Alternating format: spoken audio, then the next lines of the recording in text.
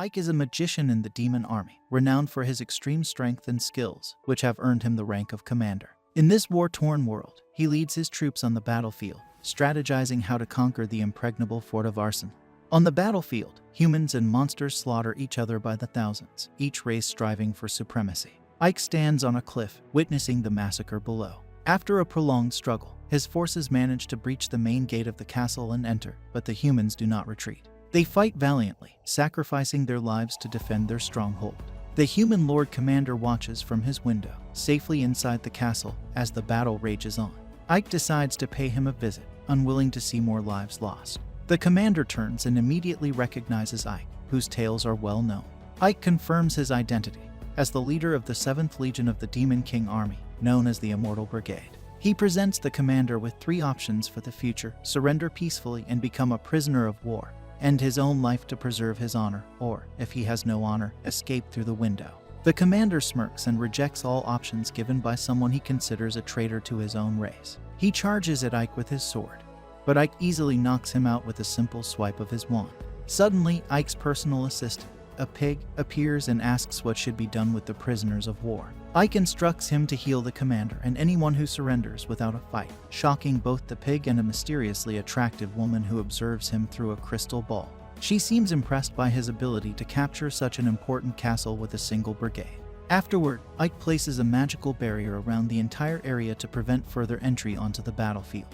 He looks out to see countless human casualties and demons treating the wounded.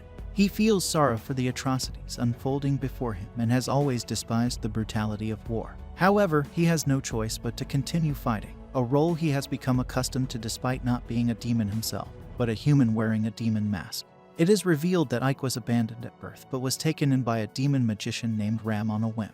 Ram was an exceptional magician and an outstanding teacher who always dreamed of a time when humans and demons could coexist peacefully. He taught Ike everything he knew about magic.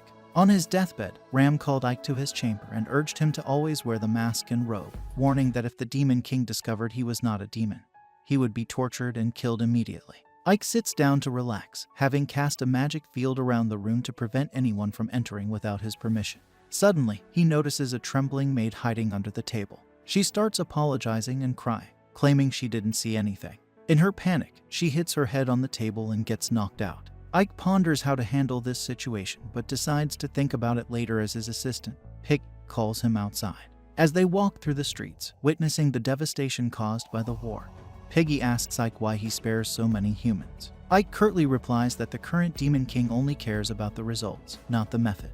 Piggy counters that many demons think Ike is too lenient on humans and suggests that it would be better to kill all the residents and set the streets on fire. Ike rejects this idea, explaining that they need humans to pay taxes because war is expensive. Additionally, Arsenal is a trade city, so humans are necessary to maintain its operations. Piggy struggles to understand this logic when Ike suddenly stops as a group of humans approaches him. Piggy immediately warns them to leave, but Ike tells them to speak.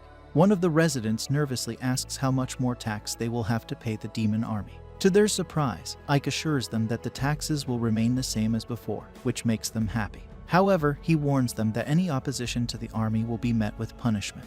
As Ike finishes speaking, he suddenly disappears in a bright light, leaving Piggy astonished. Ike himself is shocked as he finds himself in a dark dungeon, immediately under attack by a giant monster. Dodging the initial blow, he runs while shouting at the mysterious woman, chastising her for summoning him in such a manner. The demon continues its relentless assault, forcing Ike to pull a wand from his robe. He unleashes a special magic attack, dispatching the demon, though the details of the attack remain unseen due to poor lighting. Immediately, the woman appears beside him, remarking that Ike was just a child hiding behind Ram the last time she saw him. She comments on the strength of the golem, indicating Ike's significant growth in power. The woman, named Sephiroth, is Ike's superior, and the only demon aware of his true identity. He reprimands her for summoning him so abruptly, but she responds that it's more entertaining this way. When he asks if he's there to report on the war efforts, she dismisses it, noting that she witnessed his flawless execution firsthand. Sephiroth reveals that the Demon King herself wishes to meet Ike. This surprises him, as a mere brigade leader usually wouldn't warrant such attention. When he questions the reason, Sephiroth speculates that the Demon King might be interested in how he managed to capture Arsenal in just a week. She tells him to prepare, then teleports them to the Demon King's castle. Seeing the castle for the first time, Ike is taken aback by its grandeur. As they approach the main gate, guarded by numerous demons. He asks Sephiroth if he will be searched before entering. She affirms that everyone is checked, as the Demon King is the most important person in their world. This makes Ike nervous, fearing that his true identity might be revealed. However, Sephiroth reassures him. Surprisingly, the guards, overwhelmed by Ike's magical aura, step aside, acknowledging him as the grandson of the great magician Ram. They enter the castle's hallway, with Sephiroth flying beside Ike. He reflects on his own flying skills, acknowledging that he isn't as proficient as her. They reach the entrance to the courtroom, where Sephiroth instructs him to wait while she announces his arrival. Left alone, Ike contemplates the current Demon King, Darrow, known for his competence and ruthlessness. He recalls how Darrow turned the tide of the war in a single battle, being merciless to the incompetent but rewarding talent and competence regardless of rank or background. Sephiroth soon returns, calling Ike inside. Entering the courtroom with his head bowed, Ike is stunned to see a girl seated on the throne. Assuming she must be the Demon King's daughter, he quickly realizes his mistake and bows deeply. The girl, who is indeed the Demon King, praises Ike for capturing Arsenal in just a week. Ike humbly responds, attributing his success to following Sephiroth's orders. Darrow comments on how Ike's humility is reminiscent of a human's, making him realize he needs to adjust his demeanor. Thankfully, Sephiroth intervenes, explaining that Ike is the grandson of Ram, which seems to appease the Demon King. Dai smiles and comments that she can see where Ike gets his battle tactics from, but continues to ask why he is so insistent on ensuring that humans do not die unnecessarily. Ike immediately worries, thinking that perhaps he should have executed a few of them to avoid suspicion, but realizes he cannot bring himself to kill innocent people. He decides to speak up and explains that while humans are terrified of demons, terror does not foster loyalty or efficiency. He asserts that humans will follow a ruler who is competent and can improve their situation, regardless of who that ruler is. The Demon King seems impressed by his perspective and instantly teleports in front of him, remarking that he truly is different from other demons. She expresses a desire to see the real face behind his mask before leaving the court. Overwhelmed with relief, Ike falls to the ground, breathing deeply, and tells Seph that such frightening experiences are not good for his heart. Seph encourages him, revealing that Dai has decided to reward him by making him the ruler of the city of Arsenal. Ike is then teleported back to the castle in Arsenal, where he finds the maid sleeping on his chair. Startled, she jumps up and begins apologizing. Ike reassures her that he will not harm her and asks for her name. She identifies herself as 13, explaining that all slaves are given numbers instead of names. She mentions that her real name was Sadie before she became a slave, and Ike decides to call her Sadie. He tells her that since she has already seen his true identity, he cannot let her go free. She leaps onto him, crying, but he calms her down and assures her that he will not kill her. Instead, he tells her that she will be his personal maid from now on, and she immediately agrees. Later that day, Ike surveys the damage done to the city and realizes that the defenses need to be rebuilt quickly, as the city will fall if the humans decide to attack. He asks Piggy how long it will take to rebuild the defense, and Piggy estimates 6 months if they use all the human labor. Ike, knowing this is too long, tells Piggy they have only 1 month to complete the work. Piggy claims this is impossible, but Ike lays out a plan that involves both humans and demons working together. Piggy, astonished, watches as Ike organizes shifts to ensure work is done around the clock. The workers are even given rewards for their efforts, which motivates them to work harder. Piggy realizes that Ike is a true genius, bringing tears of joy to his eyes. He starts to think about how everyone would benefit if Ike became the next Demon King. Next, we witness another army of the Demon King's army launching an assault on Rosaria. They are met with retaliation from human mages, but despite their efforts, the demons manage to break through the city walls. Meanwhile, we see that the guard informs the Demon Lord that the war with Rosaria is going well for the moment, but it seems they're forming an alliance with their neighbors to turn the tide of the war. The Demon Lord states that humans come together in the face of danger, and that she will let Ike handle the matters. The scene then changes to Sadie as she offers tea to Ike and asks if he is tired. Ike firmly replies that he is fine. We then see a high-ranking noble summon the White Rose Knights commander, Alistair, and order her to retake Avalians, as they can't let the other nations continue to take advantage of them. Alistair dons her armor and moves out. The scene shifts to the streets of Rosaria, where a conman sets up a simple game. He challenges passersby to guess where the ball ends up under the cups, promising to double their money if they win. Among the crowd, Sadie is there, and she picks one of the cups. The conman asks how much she will bet, but Sadie says she doesn't have any money. The conman gets angry and asks her to leave, but after seeing her appearance, he lets her pick. As he is about to lift the cup, a gust of wind suddenly lifts all the cups, revealing that they are empty and the ball is nowhere to be found. The crowd gets angry at the conman for cheating and gives him his due punishment. Ike scolds Sadie for abandoning him, and she apologizes, explaining that she was distracted by the new sights. Noticing his outfit, she is shocked, and Ike explains that he needs to wear something inconspicuous to scout the enemy. They pick up some fruit to eat. After a while, Ike, looking serious, says the Alliance of Kings story is true, noting the rushing soldiers. Sadie, curious and puzzled, asks about the Alliance. Ike explains it's an ancient pact where countries unite in danger, having defeated the Demon Lord's army 3 times and pushing them back to Doberberg Castle. Sadie, worried, asks if it will happen again. Ike asks why she's worried since she's human and would be free if the Demon Lord's army retreated. Sadie, looking sad and resigned, explains that in human society, a slave's child remains a slave, fearing she'll be abandoned and end up like other enslaved children. Ike reassures her that the current Demon Lord is the strongest and wisest in history. Ike realizes both demons and humans have many problems and wonders how he can change that. Ike wants to further investigate why the soldiers are rushing around like that, so he asks his maid to follow as he continues his investigation. However, they are suddenly told to halt by the conman. The conman demands compensation from them, either in the form of money or with Sadie's body, and this time he has brought his big boy to ensure he doesn't end up like last time. Ike looks around and realizes that there is no one, and he freezes the big guy's legs. He then uses magic to create an ice spear and strikes the conman, which makes the conman agree to cooperate with him. Ike then asks him what the army in this town is doing, as the soldiers seem to be in quite a hurry. The conman explains that they've formed an alliance of kings to fight the demons. Ike asks if that's all he knows. The conman tells him that Rosaria's army is eager to land a blow on the Demon Lord's army before the alliance does. Ike realizes they want to win glory for their own nation before the alliance is fully formed, which will put them at an advantage during their strategy councils and increase their influence after the war. Of course, if they fail, it will put Rosaria in an awful position. He then asks the conman where they will attack.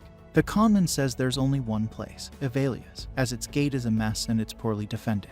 After getting his information, Ike walks away, leaving the crooks in that state as they beg to be released. Ike returns to the office to find Lilith waiting impatiently. She complains that she couldn't find him anywhere and gets visibly jealous seeing Sadie with him, demanding to know who she is. Sadie introduces herself as Ike's maid.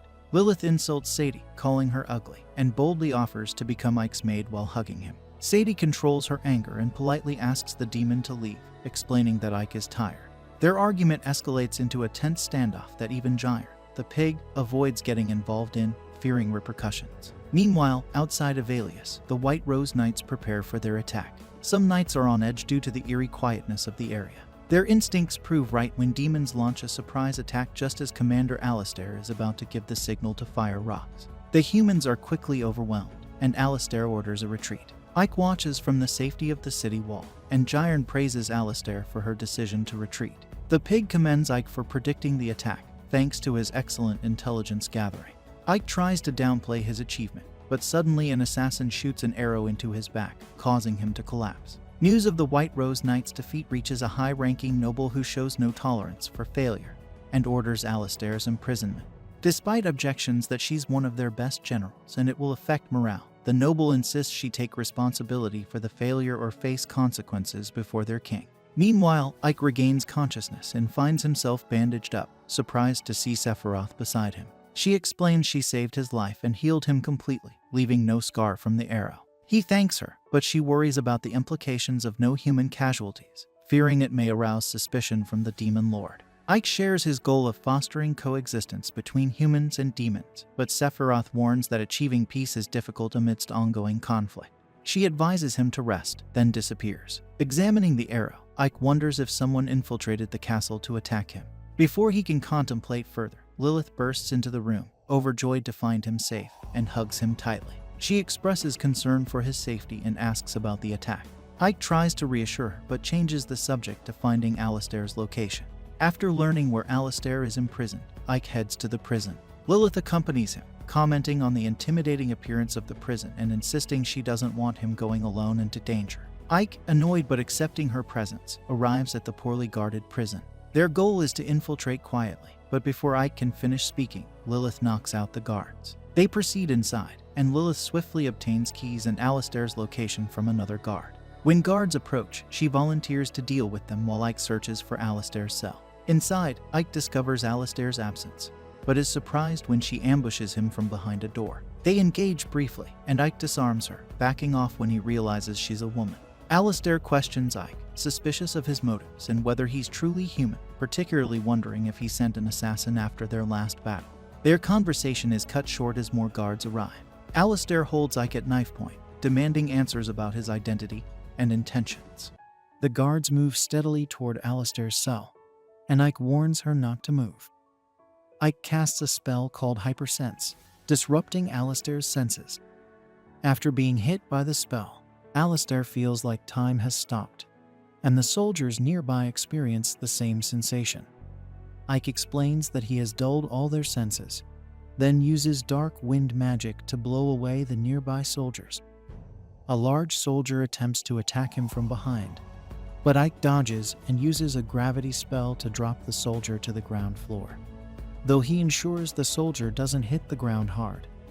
Observing this, Alistair wonders why he would save a human. She regains control of her body, but the floor beneath her suddenly breaks, and she starts to fall. Ike catches her just in time, and she questions why he saved her.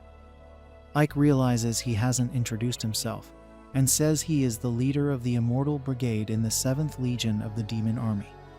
Alistair recalls that he is known for defending Evalius. Ike, confirming he is part of the Demon Army, asserts that he can't be human. He asks her again if she sent an assassin after him during the last battle, but Alistair remains silent, declaring herself a knight of the kingdom with nothing to say to a demon. She offers herself up for him to kill if he wishes, and Ike then slams her against the wall, reading her mind. Alistair is confused by his actions. Lilith arrives and sees them in this compromising position, feeling jealous. She sarcastically suggests that if Ike wants to flirt, he should flirt with her instead, even offering to be cornered against a wall. Ignoring Lilith, Ike states he will leave now. Lilith protests, wanting his attention, and as they try to leave, Alistair stops them. She accuses Ike of coming to mock her for being a loser. Ike assures her he is not that kind of person, revealing he already knows she had nothing to do with the assassination attempt. Alistair is perplexed, as she never answered his question. Ike explains that he read her mind and found her heart pure. He encourages her to cheer up, noting she seemed downtrodden, and suggests it's more important to focus on what to do after being defeated. Alistair pretends not to understand, and Ike signals Lilith that they should leave. Lilith insists they should find a place to relax before leaving, suggesting they use this chance to go on a date. However, Ike dismisses her suggestion and creates a portal to return to Evalius, taking Lilith with him. The scene shifts to Ike at his mansion in Evalius, where he gives Sadie some rice. Sadie is unfamiliar with it, so Ike explains. He informs her that he was tasked with doubling the city's tax revenue. He mentions that Evalius is an agricultural city where fertile land is crucial, and while wheat is the main crop, rice has a much higher production efficiency. Despite Ike's simple explanation, the maid struggles to understand. Ike elaborates, saying that rice yields more per acre than wheat, meaning fewer people will need to farm, thus increasing overall productivity and efficiency. Once humans move away from agriculture, they can start working in other professions like weaponsmithing and brick masonry. More people will also become involved in the service sector. Sati, puzzled, asks what the service sector is. Ike explains that it includes professions like chefs and other related jobs. He tells her that as long as these professions continue to grow, the country will become more prosperous. He then asks if Sadie understood everything he explained. It's evident that the confused maid didn't grasp even half of it, so Ike simplifies it by saying that it means everyone will have plenty to eat, and the government will collect a lot of taxes. Hearing this, Sadie exclaims that her master is amazing.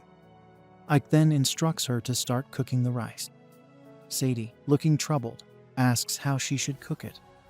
Ike admits he has never cooked rice before and has no idea either. Surprised that there's something he doesn't know, Sadie is told to figure it out on her own. Ike mentions he has heard that they should start cooking with a low flame, then switch to high, and they shouldn't lift the lid during the process. Sadie remarks that this sounds like a magic spell, and Ike replies that he is counting on her to manage. While she cooks, he will take care of other business. The scene shifts to Ike's entire army gathered in town. One of his soldiers, Piggy, wonders why Ike has assembled them. Ike assures them they will soon learn his plans. He has concluded that the arrow shot at him belongs to the enemy's armory. But Alistair of the White Rose Knights was not involved in the assassination attempt. This implies that the person who shot the arrow was disguised as a member of the White Rose Knights, intending to frame the enemy. This leaves only one unpleasant possibility. There is a spy among his army. Using his mind-reading abilities, Ike identifies the spy by scouring through his soldiers' thoughts. He finds a goblin thinking about not being found out and realizes this goblin is the traitor. Ike confronts him. The scene then cuts to Ike visiting Saphiro while she is bathing. She asks why he is intruding, noting it must be urgent. Ike, unfazed by her nudity, suggests he can wait outside if she prefers.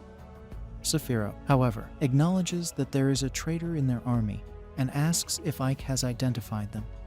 Ike reveals that it is the vice leader of the 7th Legion, the one-eyed goblin named Jace. Sapphire isn't surprised, saying she expected him to be the traitor.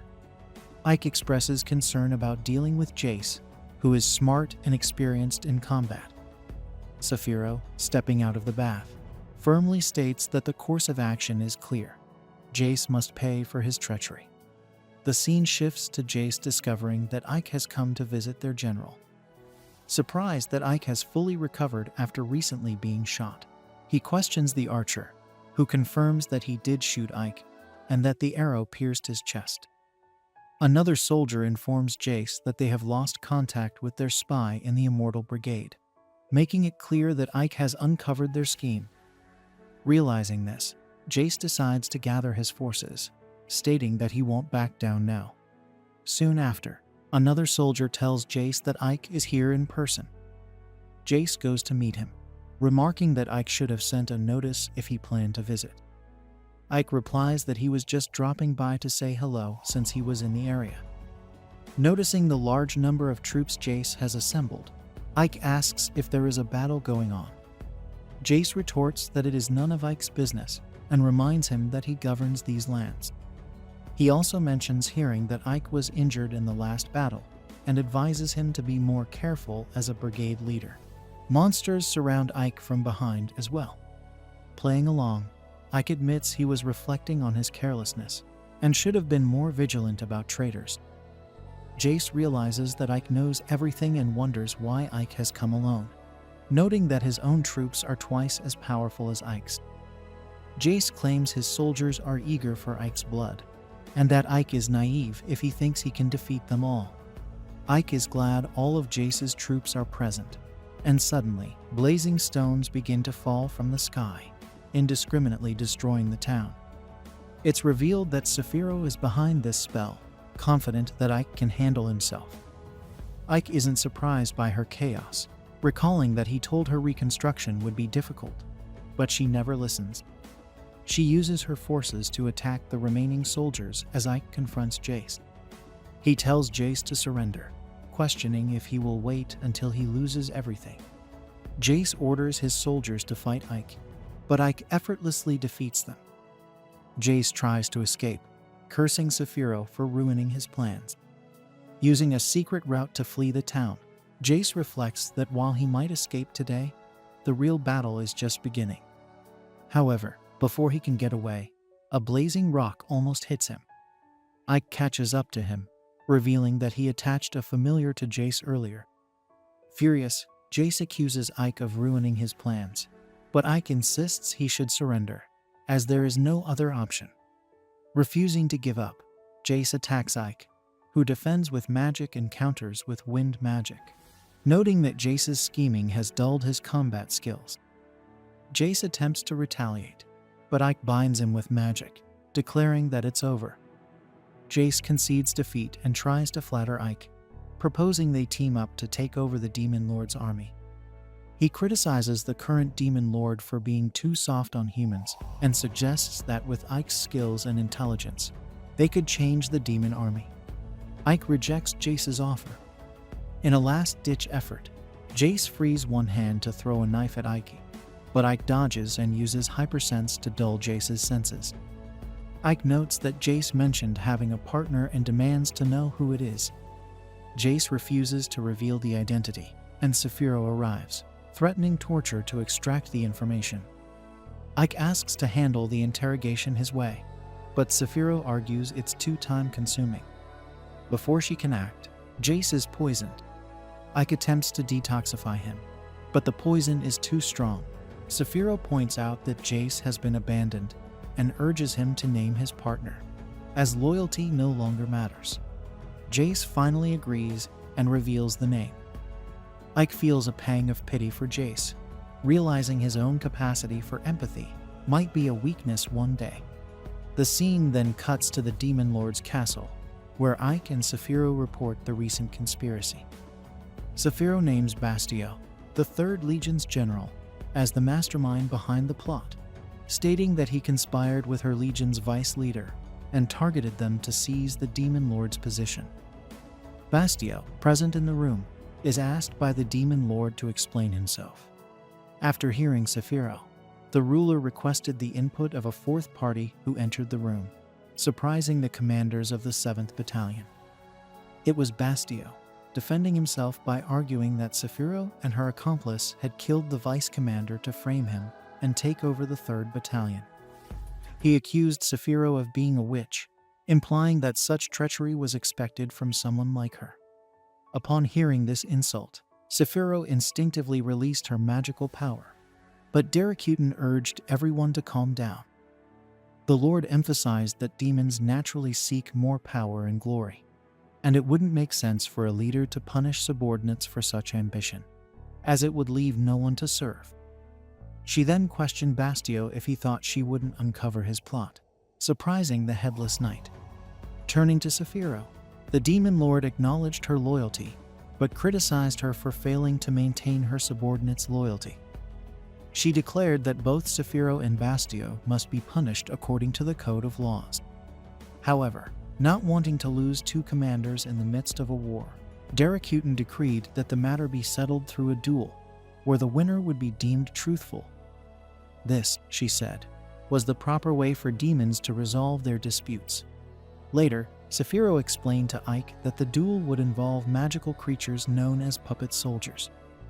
Each commander would control an army of 50 puppets, but could not participate directly. The commander who defeated all the opponent's puppets would win, and the loser would be executed. Ike questioned the complexity of this setup, suggesting direct combat would be simpler. Saphiro explained that Darakutan wanted to test their command abilities. She then revealed that commanders could choose a substitute for the duel and selected Ike for this role. Indignant, Ike argued that the commander's life was at stake and that Saphiro should ensure victory herself. She responded that she had chosen the strategy with the highest probability of success, believing Ike had surpassed her abilities. She took his hand, entrusting him with her life. Reflecting on the immense burden of the upcoming confrontation, Ike confided in the loyal Giant, who noted Ike's uncharacteristic silence. Ike admitted he was contemplating how their battalion commander was as eccentric as the Demon Lord. The orc laughed, agreeing, but pointed out Ike's own quirks, like his reluctance to kill without reason. Accepting his role in the duel, Ike began strategizing. Giant complained about the ugly puppets and asked how they would fight. Ike explained that the puppets followed commands precisely, making the duel a pure test of command skill, with any weapons in the room being usable. Returning to his office to strategize, Ike found himself stuck. When Sadie arrived with tea, he asked her how she would win a battle. Initially perplexed, Sadie said she preferred solving problems with tea. Ike pressed on, asking how she would fight if necessary. She suggested using a broom for its reach, prompting Ike to agree that long-range attacks were advantageous. He elaborated that a sword was longer than a dagger, a spear longer than a sword, and a bow and arrow provided the longest reach. Sadie mentioned her master's passion for crossbows, and Ike agreed they were effective, but still too common. He needed something to surprise the enemy, like firearms. When Sadie asked what firearms were, Ike described them as weapons that could hit an opponent from hundreds of miles away, preventing counterattacks. Impressed, but unsure how Ike would acquire such powerful weapons, Sadie was reassured when Ike mentioned the 7th Battalion commander's talent as an alchemist. However, upon arriving at Sephiroth's, she admitted there were limits to her abilities. Frustrated, Ike described firearms as iron cylinders with explosive gunpowder to propel projectiles. Tired of the technical discussion, Sephiroth splashed water on him, inviting him to join her in the water. Meanwhile, Bastio was also making his preparations for the duel. That night, he learned that Ike would be fighting in place of Sephiroth, leading the messenger to believe that Sephiroth was afraid of Bastio. However, Bastio pointed out that Sephiroth, being the city's commander, surely had a plan in place. Admiring his sword, Bastio's subordinate explained that it was made from the fangs of a black dragon and could cut through anything. They would have enough swords made for all the puppets. But Bastio wanted more. At that moment, an orc arrived, having completed a mission, and informed Bastio that victory was certain. At the same time, Ike stepped out of the bath after reflecting on his predicament. He couldn't believe that Sephiroth had sent him, knowing her life was at risk. Suddenly, Darakuten appeared and saw Ike without his demon armor, prompting him to bow in desperation. She didn't recognize him without his mask, and ordered him to untie a cloth bundle he was carrying, revealing various firearms. Darakuten called out Ike's name, asking if these were what he was looking for. Ike tried to deny it, but she informed him that there was no need to hide anymore, as Romberg had already told her that he passed all his knowledge and magic to Ike. Incredulous, Ike asked why he wasn't killed before. She revealed that, despite being powerful, no power is enough without the right allies. Darakuten sought people to fight for her, envisioning a world she desired, and she believed Ike was an important addition to her cause. Observing the weapons provided by Darakuten, Ike dared not refuse her request, and she withdrew. Wasting no time, Ike presented the firearms to Sephiroth and asked her to make lead projectiles. The witch conjured one that resembled a cannonball. Ike commented that it was too big to fit in such a small barrel, but the mage, annoyed at the precise work, noted it would ruin her skin. Internally, Ike reflected that Sephiroth might not realize she would die if he lost the fight. At that moment, an explosion blew a hole in the wall, and a demon emerged from the smoke. It was Fiorentina, one of Ike's servants, who had created what he requested, despite not knowing what it was. She didn't understand how mixing sulfur with charcoal and saltpeter could cause an explosion, so Ike explained the concept of gunpowder. Sephiroth then constructed appropriate ammunition for the firearm, and Ike asked her to produce 500 of these projectiles. Reluctantly, she asked Fiorentina to handle the task due to the damage to her skin. Gyron offered to help with determination, but Ike and the servant asked the orc to stay out of it. The next day, the duel was about to begin, and the arena was filled with monsters and demons eagerly watching the combat. From her throne in the highest part of the arena, Darakuten watched the preparations while Bastio laughed at Ike for coming to the war with only shields while his puppets had full armor. Observing the enemy's equipment, Ike asked if Bastio's puppets were holding Damascus steel, confirmed by the enemy. Damascus steel, the strongest of all metals, was a gift from the Demon Lord. Hearing this, Ike looked up to Darakuten and remembered her words about him being important by her side in the war trenches. Assuming she wanted a fair fight with no favorites, Ike suspected she might be testing him.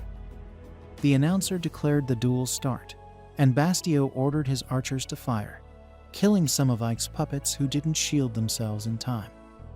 Next, Bastio ordered his spearmen to advance, and more of Ike's puppets fell. Holding only shields, Ike's puppets merely defended until they were defeated one by one. Bastio laughed and taunted Ike, calling the situation boring. Ike didn't respond until a gunshot echoed through the arena, killing Bastio's puppet and changing the situation. A line of shooters followed, opening fire on the opponents. Bastio was confused by the enemy's equipment as his puppets were slaughtered until none remained. After the fight, datta approached the defeated Bastio and offered him two options: take his own life or be killed by her. The knight chose a third alternative, one worthy of a demon. An orc archer, who had conspired with Bastio, shot an arrow at datta, but she caught it effortlessly. Unexpectedly, the arrow had an explosive attached, which detonated, engulfing everyone nearby. Other explosives around the arena went off, devastating the stands, while the 3rd Battalion launched an ambush, and Bastio declared himself the new demon lord. The story then shifts to the past, where Romberg stumbles upon a cave and finds wolves feasting on their prey. As he approaches, the wolves try to attack him, but he swiftly dispatches them with his magic. He then discovers that their prey was a couple who had desperately shielded their baby. To his relief, he notices the baby is still alive. Meanwhile, in the arena, Bastio's forces are rebelling, ruthlessly killing every demon not aligned with them.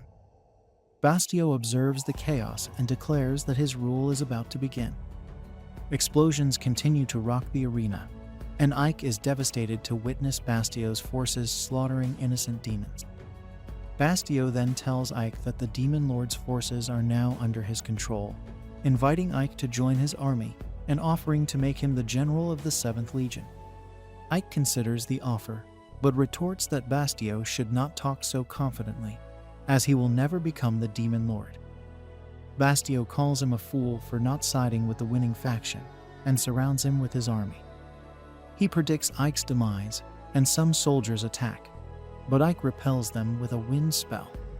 Bastio orders a full-on assault, but Ike uses his Dark Lance spell to deal with the attackers. A skeleton even uses its head as a bomb to distract Ike and strike with a sword, but Ike blocks it with a barrier. Despite taking down many soldiers, Ike is still surrounded. The soldiers hurl their spears at him, but he dodges every one of them while flying and then uses a spell called Death Rain from above. The attack injures most of the remaining soldiers. Ike then quickly flies toward Bastio and unleashes a point-blank Hell Blast spell.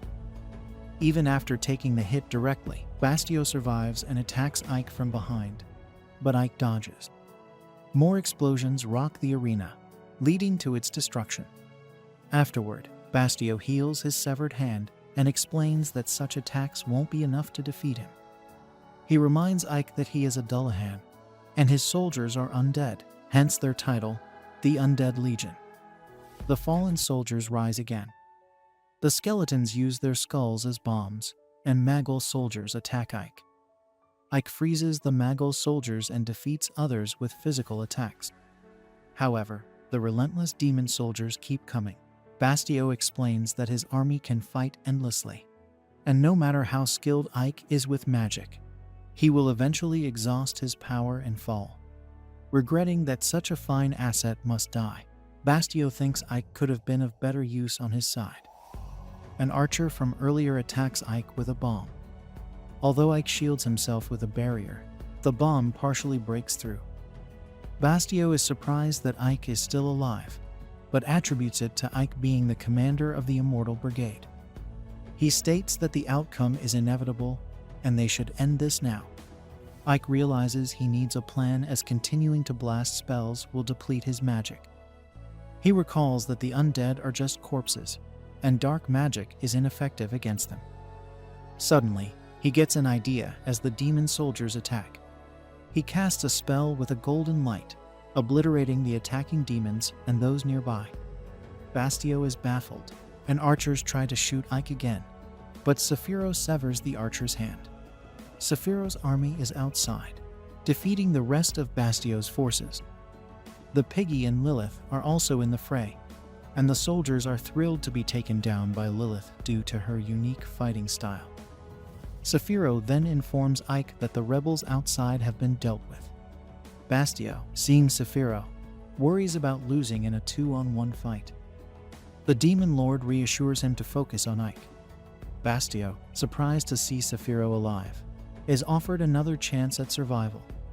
She promises to spare his life if he can defeat Ike in a duel. Bastio is taken aback by this.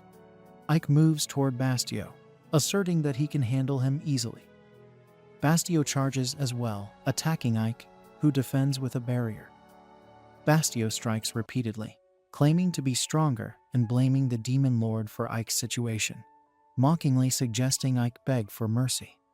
Ike then dispels his barrier, leaps to attack Bastio, who counters with a beam.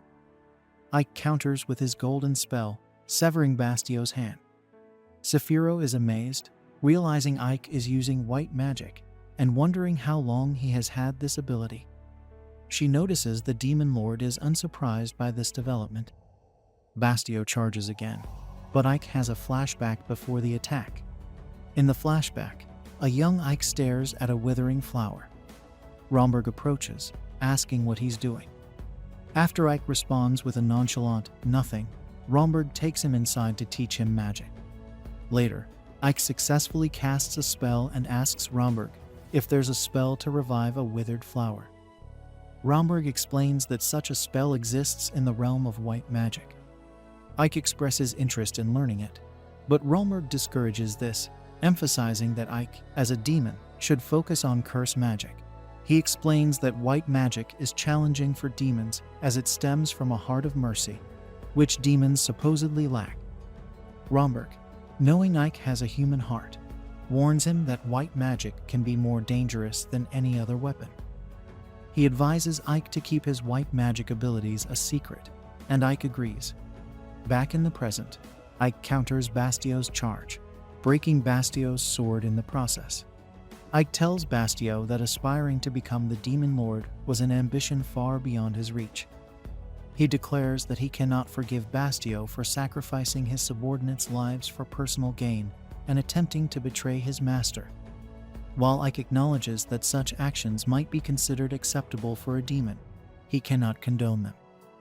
He emphasizes that a world where one tramples others to reach the top is fundamentally wrong. Bastio, enraged by Ike's audacity, tries to put him in his place, but Ike silences him with a spell, using the white magic known as Holy Light of Destruction. Ike finishes off Bastio, purifying him and leaving behind only his armor. Saikyou then asks Ike if Romberg taught him that magic. Ike confirms, and she expresses relief that he won the duel.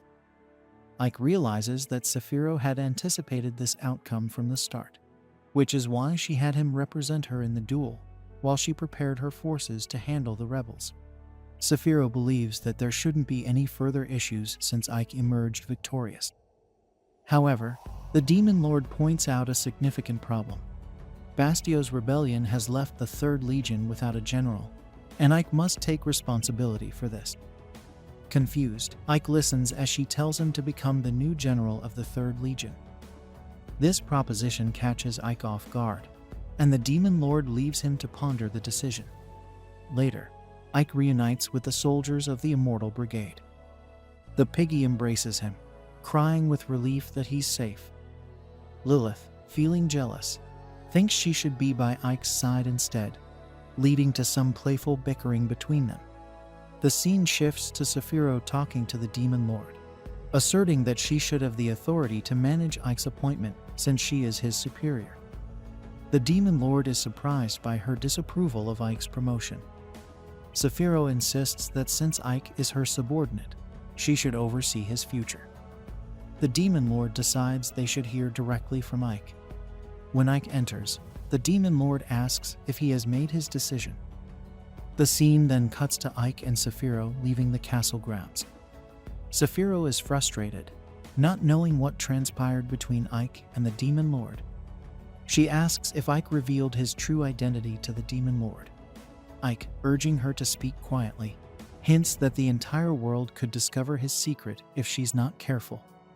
Saikyou then calmly inquires why the Demon Lord wasn't surprised by Ike's actions, wondering about the nature of their relationship. In a flashback to the castle, Ike reported to the Demon Lord that the citizens are finally adjusting to life in Avelius. Initially confused by the idea of living alongside humans, his subordinates have now grown accustomed to it. The humans feel the same, and Avelius has transformed into a peaceful city where humans and demons coexist. The two races work together and support each other in times of need. Ike then revealed to the demon lord that his ultimate goal is the coexistence of humans and demons. Removing his mask, he shared his vision openly. Saikyou, shocked by this revelation, listens as Ike refuses the demon lord's promotion offer. He explains that he still has much to learn from Saikyou. In return, he promises to make Avelius the first city where humans and demons live together in harmony. The demon lord finds this idea quite agreeable. Daracuten reflects at her window on the meaning of everything she has just heard. Next to her, Ike observes the distant landscape of the city. He governs the following day, excited. He is confident that the soil and climate of Avelia allow them to use the Norfolk system, a farming method that lets them grow various crops without leaving the field vacant. This excites Sadie, knowing she can eat turnips until she's full. Speaking of which, Ike would love for all the inhabitants to be busy building a place where races can live together in harmony. However, this harmony is nothing more than a fairy tale on the front lines of the war between humans and demons, where violence is the only path that opens up before the combatants and the victims of this bloody clash. Away from the incessant conflict, Ike uses his magic to summon rain and revolutionize farming in Avelia. In the past, the most well-known technique was to grow wheat and then let the field rest, creating pasture for the cattle. Now, to avoid leaving the field vacant for so long, they will grow barley, wheat, clover, and turnips simultaneously, always keeping the field occupied. Using this method, humans and demons will never run out of food. With these final words, the citizens of Avelia, who were following the implementation of the Norfolk technique, celebrated around their leader Ike.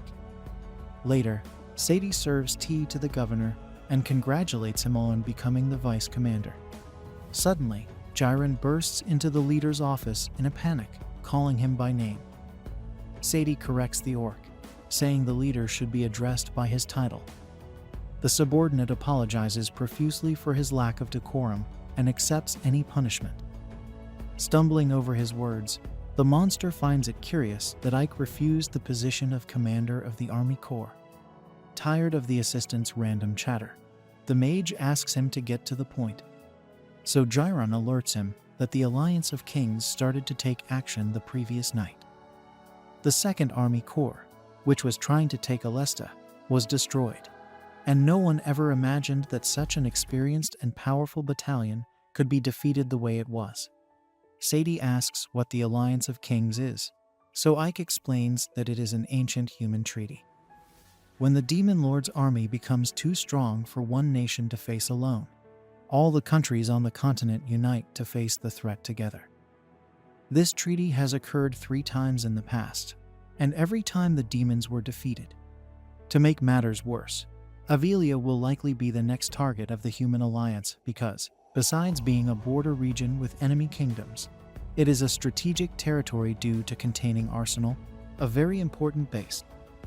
Aware of this, Ike imagines that this union among men can turn the tide in their favor, especially if they retake Arsenal. If this happens, the monster army will be forced to retreat to Doberberg, where the Demon Lord's castle is, and will certainly be cornered. At the same time, Ike's dream of creating a city where both races can live in harmony will go down the drain. To prevent this from happening, the mage assassinates, knowing there is only one way to overcome these overwhelming numbers. Moments later, in a meeting with his 2 commanders, Fiorentina holds a firearm in her hands after discovering that it is impossible to produce this weapon with alchemy, because with just 1 shot, the weapon breaks. Therefore, there is a clear limit to what alchemy can do in terms of the durability and precision of weaponry. Zephyr questions if they can simply destroy the enemy with magic, but Ike fears that his superior will devastate the entire city, so he prefers to arm the population and organize a defense that does not destroy the defender's home. Regarding this, Fiorentina suggests that they assemble the metal and wood parts one by one to build the rifles. Knowing that these parts are small and intricate, the demon advises seeking the dwarves to provide this service. Zephyr considers the idea, but remembers that this race lost the war against humans, and now wanders the world separately. And this task would require a large number of them. To gather the necessary amount, Ike believes the hope lies in rescuing the dwarf king, who is imprisoned in the kingdom of Isma. The name of this supreme leader is Gunther. During the war, humans had devastated the dwarven cities and left the chief of that race kneeling before the death of almost all his kind. Despite the certain defeat and humiliation, the dwarf king ensures that he will not allow humans to use dwarf technology for war. However, circumstances prevent the defeated ruler from making any demands, and in the end, he has no choice, especially since his own son, Batson, is being held hostage to get what they want from the enemy race's leader. The humans want the dwarves to use their skills for Isthmus, because only then will they allow the defeated to live. Long after the surrender, Gunther spent his long days in the cell wondering how his son and the others were doing. Suddenly, he hears a voice. This scene shows several laughs from the guards outside the bars, and upon seeing what was happening, the soldiers seemed dazed by some strange enchantment or drunkenness, and a demon appears to open the dwarf's cell with the key. The dwarf questions why a demon would help him, but Lilith doesn't have time to tell the whole story. As the rescued insist, she opens the door. On hearing a justification, even aggressively demanding it, the demon casts the same spell on him that she cast on the guards.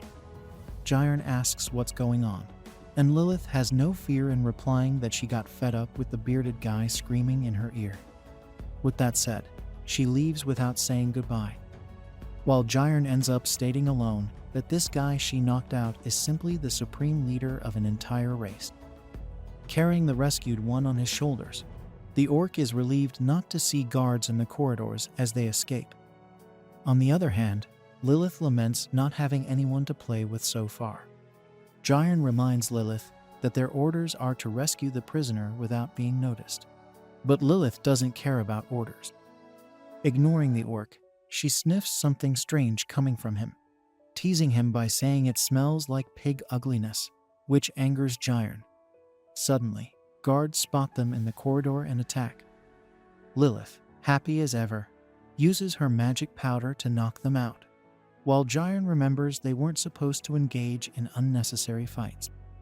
He still doesn't realize Lilith doesn't care about orders and almost cries, threatening to tell their superior everything. Another guard attacks Jyrn, who impulsively punches him, causing the man's head to hit the iron door. Lilith then threatens to report Jyrn, making him beg like a child. At the dungeon exit, they run into a battalion of men. Lilith, having promised Ike not to kill anyone, defeats her enemies her way. Watching from a distance, Ike grumbles that they weren't supposed to be seen, but Lilith isn't good at stealth. With an entire regiment chasing them, Ike conjures a barrier to separate the men from the monsters and praises Lilith and Jyrn for their efforts. The demoness thanks Ike and offers a kiss, which he declines. Ike then sees Jyrn carrying the dwarf and remarks that's not how a king should be carried. Panicking, Jyrn spins the dwarf to wake him up. The next day, Ike shows Gunther a firearm and asks for more to be produced. Gunther, though believing it's possible, refuses to cooperate, seeing demons as no different from humans in their selfishness. Ike understands but promises to show Gunther that Avelia is different. Outside, Gunther sees men and demons working together. Ike explains his plan to create a harmonious society and asks for Gunther's help. Gunther is pleased but hesitant, remembering how humans destroyed everything important to the dwarves. Ike promises to ask the demon lord to rebuild the dwarven kingdom. Gunther, furious at the arrogance, points out that a kingdom needs many dwarves, who are now scarce. Ike shows Gunther his son and other dwarves he thought were dead, motivating them to work hard for their goals. Seeing his people together again, Gunther agrees to cooperate. When greeting the ruler of Avelia, Gunther feels a strange warmth from Ike's hand. Later, Sadie offers Ike tea, but he tells her to rest and suggests she read. Learning she can't read, Ike promises to teach her. Lilith arrives, announcing she brought back all the dwarves. Seeing Sadie close to Ike, she throws a fit, thinking Sadie is flirting with him. Sadie mocks her, and they butt heads. Jyrn arrives in a rush.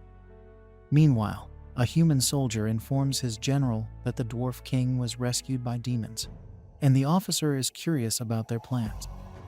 Another messenger reports Avelius has about 500 soldiers, but with brigade commander's support, this will likely increase. The general, learning his subordinate's army is 12,000 strong, smiles and announces it's time to act. The next day, Jyrn was climbing a cliff with the grace of a pig, despite his master's encouragement. The servant remarked that it was easy for the mage to talk, because he could use his spells to climb in the blink of an eye. A human on the mission helped Jyrn take the final step to the top, while Ike was pleased that the assistant was getting quality exercise, though Jyrn felt he was losing his mind and a few years of his life in the process. To the orcs' relief, they could see the cave that was today's destination from there. Inside, the mage was delighted to find natural saltpeter. With this resource, combined with the dwarf's talent, they could advance the project of building weapons for the war, potentially turning the tide for Avelius. As days passed, training began for the local forces with firearms in hand. Using war tactics known by the human disguised in the battalion, the goblins fired and amazed Jyrn, who never imagined seeing such powerful shots. The chiefs of these races were impressed to learn that Ike paid the humans of Ivali's to work, which was previously unthinkable, as the only language known in this land was that of slavery. Next, a representative of a gargoyle species appeared in Ike's room. Being an old friend of the commander, the monster insisted on referring to him by his title, but the human preferred to be called by his name, which was also uncommon according to the hierarchical respect rules of any military junta in this world. Officially starting the meeting after the last guest's arrival, Fiorentina announced that Zephyr had left the deputy commander in charge of everything in this battle. The troll agreed with this, while the wolfman commented that Ike had been able to destroy Bastio, which was a significant feat. Therefore, the gargoyle joined the chorus, and the three monster races united with Avelius's trenches against the enemy. However, the last chief to join the war reminded them that the enemies had 12,000 men in their army, while they had only 2,000. The wolf leader thought it was easy for each fighter to kill 6 enemies, but Ike admitted that not everyone was as skilled as the werewolf brigade, so they needed to devise a strategy that would make a difference in the conflict, given the numerical disadvantage. Speaking of which, the gargoyle recommended attacking the opponents at night, as darkness had been a monstrosity since the beginning of time. But Ike knew the enemies were prepared for this, certainly using light and detection spells to avoid being caught off guard. Considering this, even though the enemy's numbers were absurdly large, the commander believed the fall would be equally significant. Given the enemy's confidence, Ike wanted them to attack, and when the humans' morale was at its peak, Avelia's forces would crush the rival forces with all their might. This had to be done quickly and cleanly to avoid as many casualties as possible for future conflicts. Meanwhile, the humans gathered their massive numbers for a frontal assault. Sadie and Jyrn organized some gear and cleaned the chief's office so he could focus on the strategies to be developed. The maid commented that the castle was quite agitated with all this mobilization, and Ike was curious about the girl's lack of fear in mentioning the war. According to Sadie, her confidence in Avelia's troops made her feel more at ease. In her mind, the local forces were made up of individuals of good character, which the ruler agreed with. The maid intended to help as much as she could when the battle began, such as feeding the soldiers to keep morale high and their bellies full. Thanks to the Norfolk system Ike implemented in local agriculture, Ayla was full of provisions and wouldn't struggle when it came to food. With this in mind, the commander thought of a meal that could be an essential ally on the front lines. Considering they harvested a lot of rice, He suggested making fried rice for the fighters, as it was easy to prepare and nutritious.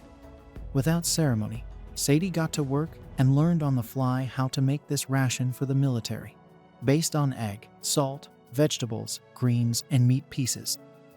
In the end, she was proud of her work, as was Ike. But when they were about to taste the food that would be a reference in the trenches, Jairn came running. Sadie said, and prevented the ruler from revealing his identity. The orc had smelled it from afar and didn't think it was fair for them to eat without him. So another plate was set for the leader's assistant. Next, Lilith also approached and didn't want to miss out on the experience. So another meal was placed on the table. Thus, while everyone ate with joy in their eyes, Ike ended up just watching, unable to remove his mask. After eating everything, Lilith asked for another portion. So Sadie served a well-filled plate. The demon looked at the human with disdain because it was evident that Sadie wanted to fatten Lilith. As a result, the two continued their rivalry with electric barbs. Jairn found it strange that his master wasn't eating the fried rice, so Ike had to lie that he would try it later. To change the subject, he asked the assistant how it tasted, and the orc confessed that he was amazed while he gulped down more food, leaving Ike with an expression that under the mask would undoubtedly be the same as a starving orphan in a cold alley of Doberberg. After this, the army commander saw his troops gathered and his wall built in record time. Now it was just a matter of putting everything planned into practice. As hours passed, the orc on watch noticed the arrival of endless waves of men marching toward Avelius. So the trumpets sounded, and the mobilization for the confrontation began once and for all on the brink of a bloodbath. Within the walls, the population reached a peak of distress upon hearing the sound that precedes them. As the goblins took their positions with rifles in hand, Gunther, the dwarf king, uttered a silent prayer to invoke luck for his comrades. Meanwhile, the brigade of werewolves, trolls, and gargoyles prepared for the onset of war. Rushing as usual, Jairn burst into the chief's office to announce what had just happened, prompting Sadie to wish the supreme commander of the army good luck in taking command of the wall. The wizard watched the enemy troops march toward his city as night followed the steady steps of the humans. He then reminded his fighters that if the Alliance forces gathered around Arsenal, it must be prevented at all costs. With that said, the monstrous forces within the city's walls screamed and roared to boost their morale. The volume was such that it could be heard by the human general, who, despite this, felt frustrated to see that the resistance of Avelius was much weaker than he had thought. The officer beside him noted that the best warriors from each region were concentrated in the human army at this very moment, practically guaranteeing victory. Among the human machinery, catapults and ballistae were positioned to devastate the enemy wall. Indeed, the men's morale was as high as possible under the circumstances. According to the general, this would not be a war, but an extermination of this horde of monsters. With that, he ordered the massacre to begin. The endless lines of men marched toward the city along with the machinery. They attacked the city, but the magical shield absorbed the damage once more. With this, Ike was pleased that the enemy had taken his bait. Lilith took the opportunity to flirt with the most incredible commander of Doberberg, but he warned her that flattery would get her nowhere, leaving the demoness looking foolish. Regardless, the wizard could not predict the allied army's next move, so all that remained was to wait. Thus, the humans persisted with the same strategy, but the projectiles struck the barrier once again. Jairn and Lilith began to mock the enemy's lack of intelligence, but Ike noticed some magical intervention in the enemy trench that nullified his spell and left his wall vulnerable. Below, wizards united to cast the spells necessary for this to happen. With the strategies set, Success Unit 1 was ordered to advance. The facts were on the table. Ike needed to think quickly to avoid the annihilation of his people. Jairn alerted that the riflemen were ready, but the commander ordered them to hold fire to make way for the giant. Massive boulders were hurled at the enemy lines, crushing a large number of men who were vulnerable to the goblins' arrows. With their shields, The enemy protected themselves as best they could, but the rocks were literally unavoidable and continued to spill human blood on the front line. The Alliance responded in kind, shooting arrows at the walls of Avelius, while Ike tried to control the battle with his magical interventions in a personal duel against the goblins. Soon, the first Alliance unit reached the edge of the wall and threw up their ladders to initiate the frontal assault. Goblin archers tried to prevent the advance alongside trolls who hurled stones at the opponents. Next to the general, the second in command admitted that the monsters were giving more trouble than expected, but that none of this would prevent victory. The general only thought about what was for dinner, underestimating Avelius's resistance against the goblins. To expedite his favorite meal of the day, he ordered the catapults to be fired exclusively. The subordinate officer pointed out that the allied men would be hit, but the general did not care about that. As soon as the order was obeyed, Ike tried to block the impact once again, but his spell was nullified by the enemy wizards.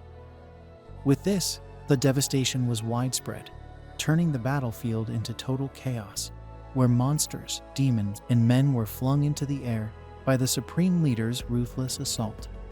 Fighting for his life, Gyron managed a moment to raise his head and witness the deaths of all those who took the front line of this war, which was becoming increasingly horrifying. Not even the demons approved of such a vile measure to achieve victory. Ike, who once controlled his strategy to prevent the enemy's advance, now gazed at the destruction around him, with all those who worked day after day alongside him to build a more united and strong Avelius now dead at his feet. This sight filled the wizard with rage, while the human general flashed a smile at the success of his deplorable tactic. Even so, there was no time to look back, so the deputy commander of the attack ordered the second unit to advance. Using the breaches in the wall as entry points, the men collided with the resistance forces, orcs who fired in response to the imminent invasion. As the tide increasingly turned in favor of the Alliance, Ike gripped his scepter with growing strength, anger, and fear faced with the real danger of Avelius turning to ruins before his eyes. Meanwhile, Sadie maintained her courage as she tended to the wounded fighters, who were becoming more numerous. Wiping the sweat from her brow, her once unshakable hope began to fracture as the city was overrun. On the human side, the general in charge of the offensive calmly sips his tea, certain that his victory will come sooner or later. He orders the third unit to attack, adding more enemies against Ivelia's already outnumbered forces. Ike notices that events are progressing faster than he anticipated, so he knows he must stay alert to ensure everything goes as planned. The monsters who could be rescued in time were brought to the makeshift first aid unit, where Sadie tried to maintain her focus and, most importantly, keep the few combatants alive. On the front line, Lily and the other demons faced enemy soldiers swarming like ants through the breach in the wall. After defeating yet another opponent, Lily sees the third unit arriving with all its strength intact. Fiorentina takes the rear and orders her troops not to let the enemy pass, while Gyron positions himself with the goblins armed with firearms, terrified of hitting their allies in the chaotic mess. Suddenly, the werewolves appear to take the vanguard, using their claws and teeth to make significant advances for Avelius' lines. They gain reinforcement from ferocious, powerful monsters to contain the threat. Alongside them, the goblins armed with rifles fire from the top of the wall, surprising the men trying to invade, who had never seen such equipment before. Facing this, the third unit of the Alliance has no choice but to retreat. But the werewolves subdued their opponents with great skill, giving them no chance to retreat. Amid the fleeing men, the wolves hear a trumpet from Avelius. On the day of the war meeting, Ike had said this battle needed to be quick, clean, and with minimal casualties. The monsters agreed, but they couldn't imagine how this could be achieved, given their visible disadvantage. Without going into more detail, the mage stated that each of them should fight with all their strength. Ball, the leader of the werewolves, sees this as a mockery from the vice commander of the 7th Battalion. But Fiorentina asks for silence to hear what the chief has to say. as there is surely a reason behind his words. Indeed, Ike explains that there is a way to achieve this. Amid the human alliance's attack, the demon invokes an alchemy skill called Devil's Thorns, a tangle of thorns that, when thrown on the ground, spreads to close the breach in the wall. At the meeting, Ike asked how long Bayo could fight with all his strength, and the leader of the werewolf brigade presumed about an hour, though most of his unit would probably be eliminated well before that. Thus, Ike negotiates for Bayo to fight for only 10 minutes, no matter what, and then retreat, according to Bayo. This is something he can promise without a doubt. After launching the Devil's Thorn, Fiorentina smiles, seeing the strategy working. After the wolves retreat, it is now the troll's turn to break through the human alliance's forces. The demon complains that she worked too hard for these brutes to destroy everything again. Moreover, she remembers Ike said part of the plan was for their allies not to follow the plan. But she doesn't know exactly what that meant, so she just goes with the flow and trusts the leader. Meanwhile, the troll chief demands his unit be destroyed, and that they massacre the humans without mercy, which indeed happens because the difference in strength between the races is enormous, giving the impression that not even one troll would die in this clash. Days earlier, Ike stipulated that once Bayo retreated, Gamos would step in with his giant warriors. The werewolf feels offended, thinking the sorcerer doesn't trust the lupines to keep fighting. So Gamos asks for silence, as he is beginning to understand where the commander is headed. Ike wants his allies to die just like they did when fixing the gates. Bayo asks someone to explain what that means, so the sorcerer emphasizes that the more one fights, the more one wears out. Therefore, the plan is to attack in shifts to confuse and exhaust the enemy, while Avelius forces take turns and preserve some of their energy to maintain full strength. Implementing the established strategy, Gamos climbs the wall and is about to kill Fiorentina, who is saved by Gyron and his rifle. On that pre-war day, though he understood the strategy, Bayo contested its effectiveness because the humans' numerical superiority was too overwhelming. But that is precisely why Ike ordered Fiorentina's alchemy and Gyron's riflemen to be prepared to level the playing field. As strategic units capable of changing the course of the battle, they must attack at a single point on the battlefield. In fact, the breach in the wall will be deliberately left open to attract the enemies to this location. Speaking of which, the commander asks if the alchemist is ready for war, and she responds that her orders are the orders of Zephyr, and she is willing to sacrifice her life to follow them. On the other hand, the mage asks the demon not to try to sacrifice her life, just as he asks everyone present and the others to do the same. After all, the strategy's goal is to minimize casualties, keeping as many combatants alive as possible. Amid the battle, after seeing the wall rebuilding, the humans prepare the catapults and ballistas to open another breach.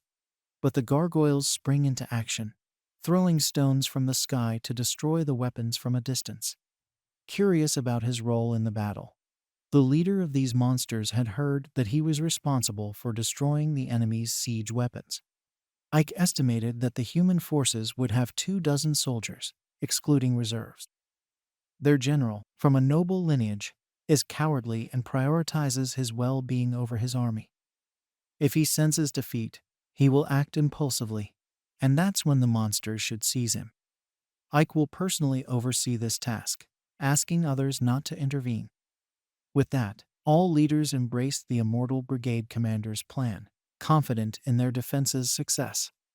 When executed, the plan turned the tide for the monsters, transforming Avelia's despair into hope as Ike's strategy unfolded.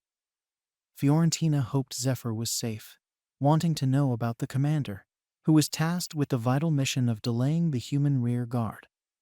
On battle day, Zephyr targeted the human leader. The front line became chaotic for the human alliance, seeing their troops crushed by the monster races, a stark contrast to the general's assurances. Learning that units 2 and 3 were decimated, the general's confidence turned to anger and surprise at Avelius' resilience. Despite advice to retreat, the general ordered an all-out attack, insisting on increasing the ratio to 10-1 or even 20-1. Determined, he joined the troops to boost morale. His deputy relayed the command, and the soldiers prepared, their shouts echoing across Avalia. Gyron wondered if the humans feared the situation, while Fiorentina thought them foolish. Suddenly, the battlefield opened, dividing Avelius from the alliance, as goblins had subdued the mages to create the breach. Amidst the upheaval, the human general fell from his horse, left on foot. Nearby, Ike, angered by his men's deaths, was ready to confront the cowardly officer. The 7th Battalion's commander stated that the war would end with the general's death, but Ike offered to spare him if he retreated. The general stood, questioning who would command a retreat if he died. Then Gunther emerged, ready to defeat the human. The king of the dwarves attacked, wounding the general. As Gunther prepared to finish him, Ike's magic stopped him.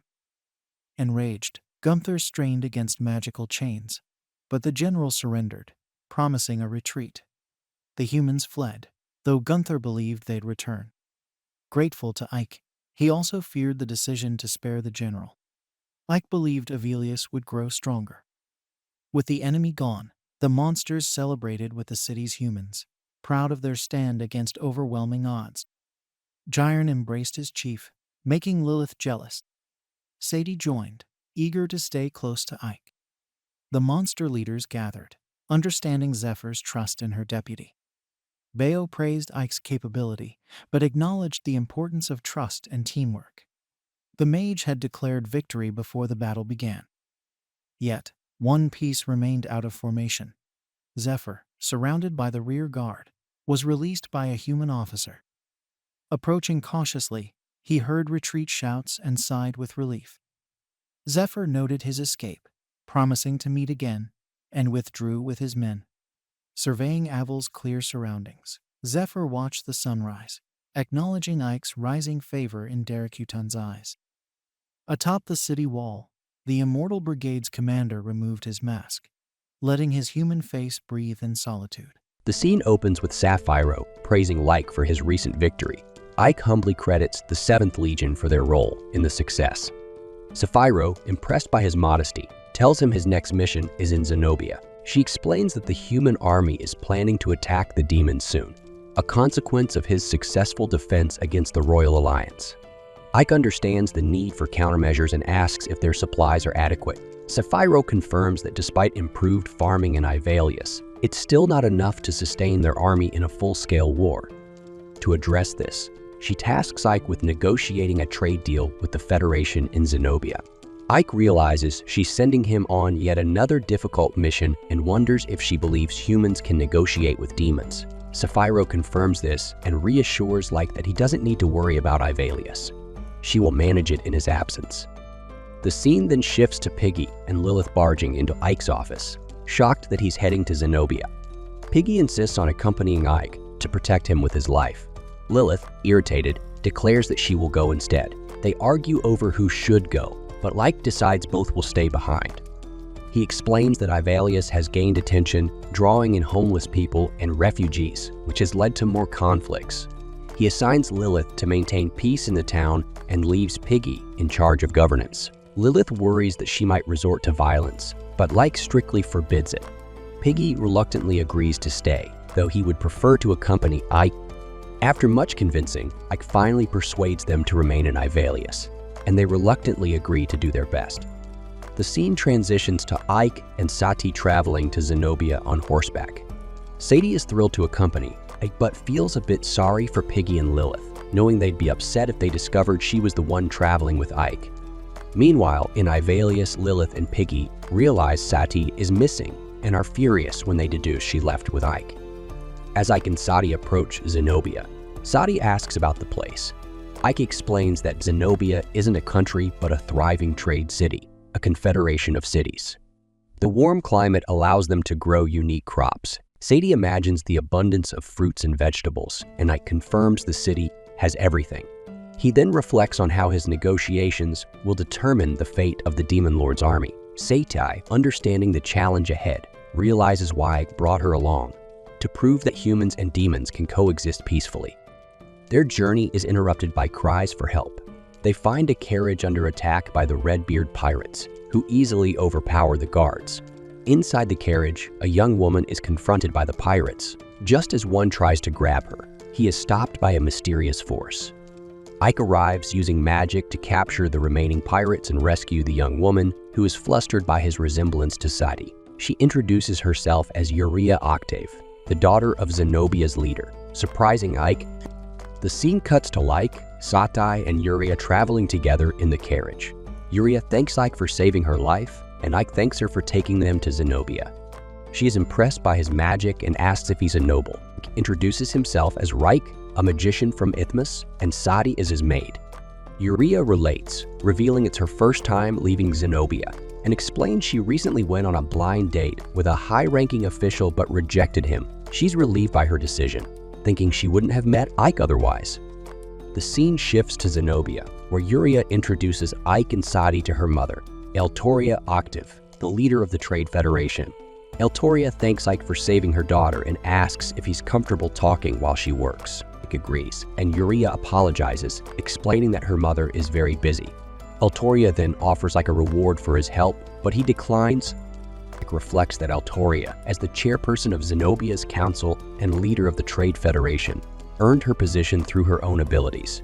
He considers himself fortunate to have saved her daughter. Eltoria notices his thoughtful expression and asks what he's thinking.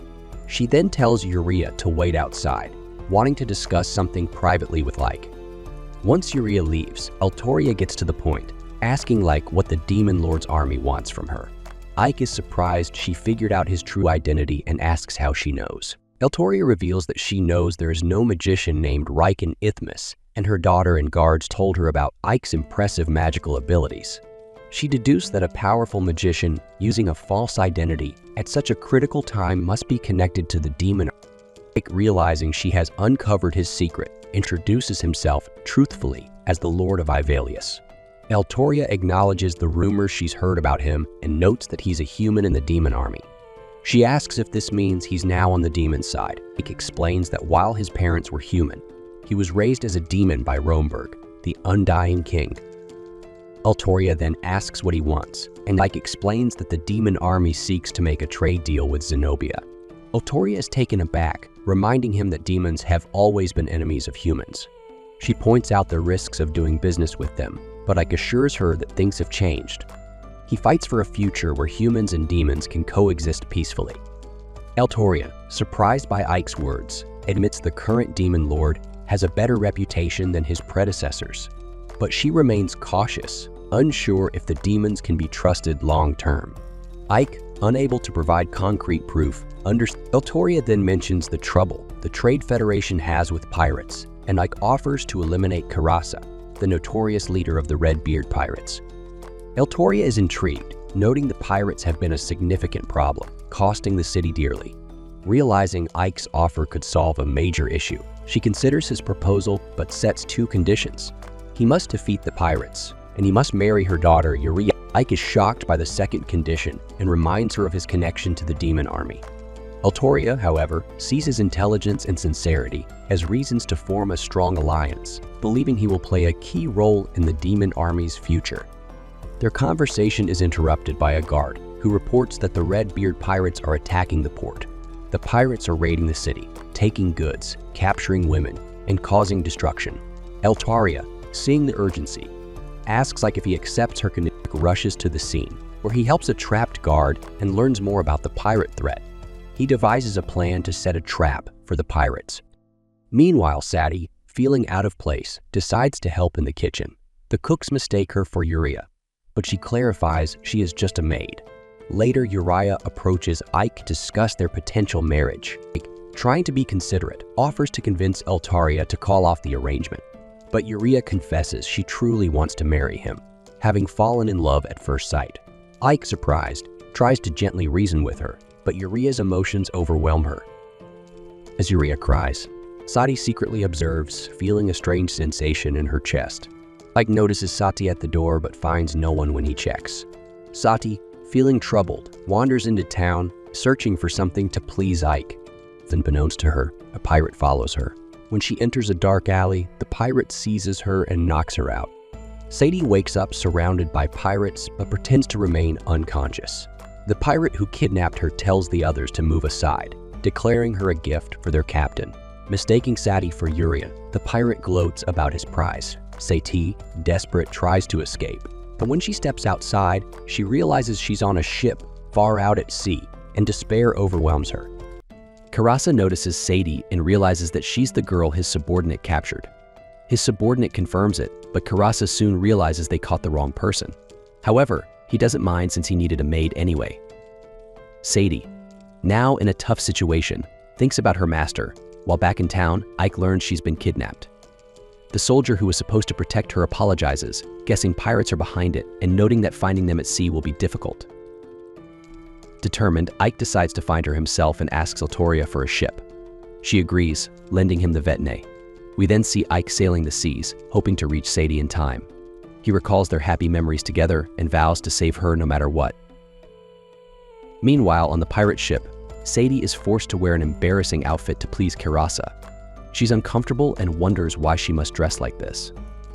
Karasa explains that as a maid, she's supposed to do anything to please her master and insists she obey him. Sadie, remembering how Ike treated her when he made her his maid, promising to protect her, and valuing her consent, decides to find a way out of her current predicament and return to her master. She offers to cook for Karasa instead of being chained up, and he agrees. The scene shifts to the kitchen, where Sadie begins preparing vegetables. She eyes the guards watching her and surveys the kitchen for anything that could help her escape. Formulating a plan, she asks the guards if they have any alcohol, claiming it will make the food taste better. They bring her some, and she adds it to a pan while grilling meat. The alcohol causes the pan to flare up, and the guards rush to extinguish the fire before it spreads. Sadie accidentally spills alcohol on one of the guards, setting him on fire. While the other guard helps put out the flames, Sadie seizes the opportunity to slip out of the kitchen. The guards, after managing to control the fire, realize Sadie is gone and start searching for her. Meanwhile, Sadie sneaks through the ship, hiding from other pirates she encounters. The pirates, hearing the commotion in the kitchen, think it's just their comrades fighting over food and head there to check it out. Sadie finds a box filled with stolen goods and realizes she must inform her master. However, she remembers they're on a ship, and even with Ike's power, finding her would be difficult. Spotting a burning candle, she gets an idea. The scene cuts to Karasa admiring another embarrassing maid outfit, excited for Sadie to wear it. Just then, a subordinate rushes in, frantic, informing him that the ship is on fire. The entire ship is engulfed in flames, and we discover that Sadie is behind it. Hiding inside a barrel, Sadie hopes her master will notice the fire. The pirates, searching for her, vow to punish her for her defiance. She quietly waits in the barrel until things outside calm down. When she finally emerges, she finds the two guards from earlier in front of her. They boast about their keen sense of smell, which led them to her, and they kick the barrel to force her out. They demand she surrender, but Sadie has no intention of doing so. She grabs the barrel cap and knocks one of them out, much like Captain America. Sadie runs, confident that Ike will save her. But Karasa uses magic to immobilize one of her legs, stating he won't kill her but must punish her. He decides to take one of her legs as punishment, and one of the pirates moves to hack it off. Just in time, Ike arrives, blowing the pirate away. Karasa is surprised and asks who Ike is. Ike declares that he promised to protect Sadie and intends to keep that promise. He vows that none of the pirates will get away with this. Sadie runs to Ike, and Karasa orders his men to kill Ike. They attack, but Ike uses barrier magic to stop some of them and lightning magic to defeat the others. Ike then uses wind magic to blow the remaining pirates off the ship. Sadie, relieved, wonders if it's over. Ike asks if she's all right, and she assures him she is. He's glad to see she's unharmed, and she thanks him, despite feeling like she's just a replaceable slave. But Ike tells her that she's his maid, and he'll never abandon her. He mentions that he saw her signal from afar, proof of her faith in him. He praises her efforts, but their touching moment is cut short when Karasa, still on the ship, attacks with a water cannon. Ike blocks it with a barrier, and Karasa, impressed that Ike found the ship, claims that Sadie is now his. He attacks again with water magic, but Ike dodges and blocks the attack to protect Sadie. Karasa then flees into the ship, with Ike following, knowing they can't escape on a ship. Karasa launches another water cannon attack, which blasts them out of the ship. Karasa realizes he might have gone too far, but then he notices that Ike is still fine, hovering over the water with Sadie. Ike powers up a strong water spell, reminding Karasa that he won't let them get away with this. He unleashes the spell, Aqua Tempest, on Karasa. From a distance, the crew on the other ship sees the commotion and wonders what's happening. Suddenly, Karasa is thrown onto their ship, leaving them in shock.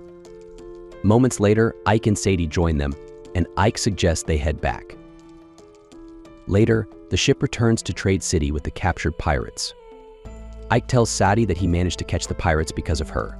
Her quick thinking not only helped him find the pirates but also recover the stolen goods. Sadie is pleased with his praise. The scene shifts to Altoria, who commends Ike for capturing the pirates alive. Ike explains that he doesn't like killing unless it's necessary, surprising Altoria, considering he's part of the Demon Lord's army. She suggests they finalize their trade deal now that he's met her conditions and asks him to keep the deal confidential to avoid trouble with the Alliance of Nations. Ike agrees, grateful that she's willing to trade with them. They proceed to discuss the details of the deal. The scene then shifts to a war-torn city in ruins, with the corpses of demons scattered around. Other demons are injured, including Saphiro, who is being healed by a subordinate. Their rations are running low, with only enough to last 3 days, and Fiorentina reports that they didn't find any supplies in the city they attacked. Realizing they've been tricked into attacking, Saphiro deduces that the Alliance army plans to starve them out. Despite her injuries, she's determined to go back into battle, even if it means dying, but Fiorentina advises against it.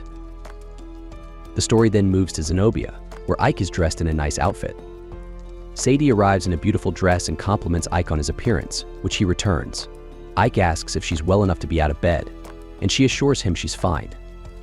She adds that she wouldn't miss the party being held in their honor and doesn't want to waste the lovely dress Altoria gave her. Just then, Yuria runs into Ike's arms, accusing him of planning to leave her behind. He gently tries to ease her off, but she doesn't take the hint until Sadie points out that people are staring. Yuria finally lets go, and Sadie straightens Ike's outfit before they head into the party hall.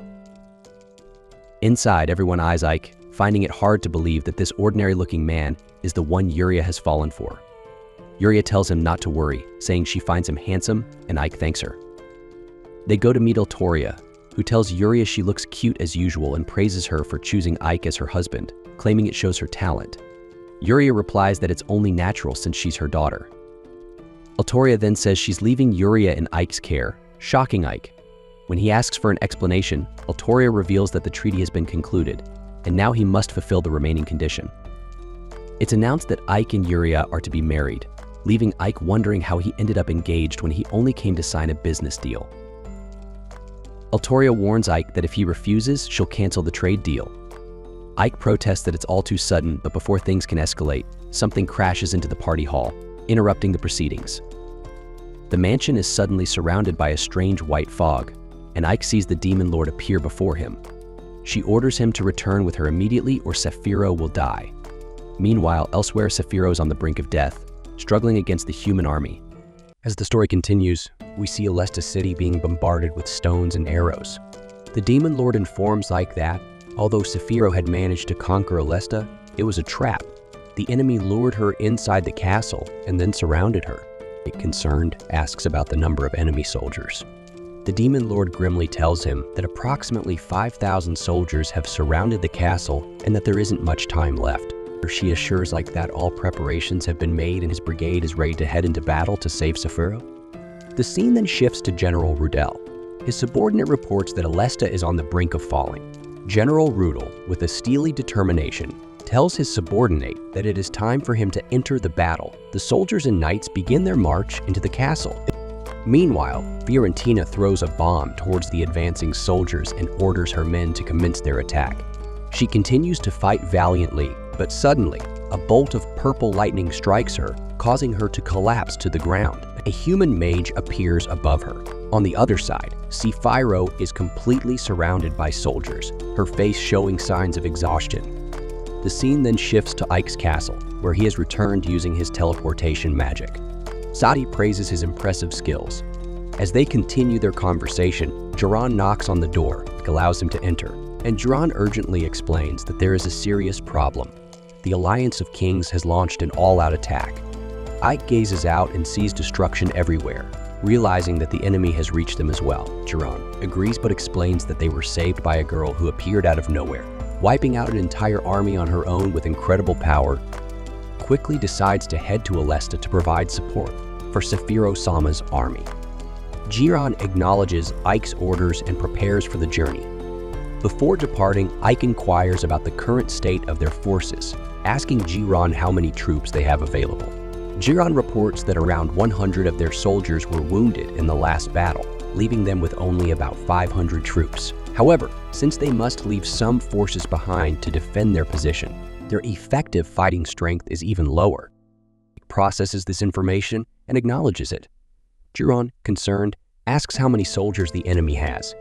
Ike informs him that the enemy's forces number around 5,000, realizing the difficult odds. Jiran questions whether they have any chance of success. Ike explains that their situation is even more precarious because Gamos, Bio, Kushana, and their brigades are all engaged in battles elsewhere, meaning they will have to face the enemy alone without any reinforcements. Just then, Gunther enters the room. He expresses his intention to repay his debt to Ike, stating that he believes he can finally do so. However, Ike reassures him, explaining that the guns Gunther had already provided more than repaid any debt. Gunther then clarifies that he isn't the one who actually makes the guns. They are crafted by skilled dwarven craftsmen. He goes on to mention that there are also around 100 dwarven warriors in the city. In addition to the craftsmen, these warriors are prepared to fight and will serve well in battle. Concerned, Ike asks if Gunther is certain about this, pointing out that the upcoming battle has nothing to do with the dwarves. Gunther responds with a sense of duty, explaining that if the Demon Lord's army wins and unifies the world, they will establish a country for the dwarf. This prospect is why the dwarves are willing to fight. Ike, understanding the gravity of the situation, promises by his name that he will ensure this outcome. However, he warns Gunther that the Demon Lord's army is currently struggling, and they may not be able to fulfill that promise if they lose. Gunther accepts this risk, stating that if things don't go as planned, it would simply mean he made an error in judgment. But regardless of the outcome, Gunther feels a deep sense of obligation to repay Ike. He reminds Ike that the dwarves are a race that never forgets a debt, especially after Ike had given a home to all the wandering dwarves. Ike, appreciating Gunther's loyalty and support, expresses his gratitude for the help the dwarves are providing. Soon after, some humans also approach Ike, asking for permission to help in the battle. Licensturian strongly objects to the idea of humans participating in the battle, warning them not to even suggest that they could fight. However, the human group responds with determination, expressing their concern about the uncertain duration of the war and their need to protect their own lives. They feel it is their responsibility to take action. Surprised by their resolve, asks if they are certain about this, reminding them that they are dealing with the Demon Lord's army. The human group explains that under their previous ruler, they had been burdened with impossible taxes, pushing them to the brink of collapse. But ever since Ike took control of their town, their prosperity had increased significantly. They recall how, during the last attack, Ike's soldiers had sacrificed themselves to protect the town. Without that help, the townspeople would have either starved or been forced to turn to banditry. Because of this, they earnestly plead for a chance to repay Ike's kindness and the protection they had received. Ryan, however, remains adamant, reminding Ike that demons cannot accept help from humans, reflecting the deep-seated beliefs and customs of their kind. Just then, Lilith kicked Jiran, and Jiran, after receiving a kick to the head, cried out in frustration. Lilith, annoyed by Jiran's behavior, scolded him, telling him to stop oinking and questioning since when he had the authority to tell Ike what to do. She insulted him further, calling him ugly and asserting that he had no right to give orders. Sadie joined in, defending Ike, and insisted that their master surely had a plan. She emphasized that Jiran couldn't possibly understand the deep thoughts running through Ike's mind and demanded that Jiran apologize for his earlier behavior. Jiran, realizing his mistake, quickly apologized. Ike, appreciating the loyalty and support of his companions, expressed his happiness that they trusted him so much. He then outlined the plan. They would split their forces into two groups. One group would accompany Ike to Alesta, while the other would stay behind to protect Avali. He also had a specific request for those staying behind. The human group, eager to assist, assured Like they would do anything he needed. Like then explained that the Alliance of Kings might attack again while they were gone. If that happened, he ordered the group to surrender and not resist. He warned them that if the Alliance thought they were allied with demons, they might be punished harshly, possibly even executed. He emphasized that he didn't want that to happen and urged them not to resist pointlessly. The next day, as Ike and his army began their journey, Ike reflected on the situation. The march to Alesta would take 4 days overland, and though their brigade had grown in size thanks to everyone's help, they were still significantly outnumbered by the enemy. Ike knew he needed to come up with a clever tactic on the way there, and hoped that Sephiroth-sama could hold out until they arrived. The scene changes to Alesta City. Sephiroth, amid the chaos of battle, shouted orders to his troops, urging them to push back the enemy as their lines were breaking down. As the battle raged on, Sephiroth thought to himself about the dire situation. He realized they were vastly outnumbered and losing ground slowly. He knew that if they couldn't separate the enemy forces inside their defenses from those outside, they would be overwhelmed and crushed. Sephiroth considered using his powerful spell, Mateo Schlagen, to turn the tide. However, he was concerned that using such magic would catch the orcs in its destructive range. She needed to find a vantage point where he could better assess the soldiers outside. During the battle, Sephiroth found herself lost in thought, which left her vulnerable.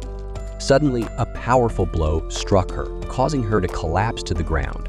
The commander of the human army approached, mocking her as he ordered his soldiers to surround her. Enraged by his arrogance, Sephiroth quickly unleashed her magic, summoning roots from the earth to ensnare the surrounding soldiers, allowing her to make a swift escape.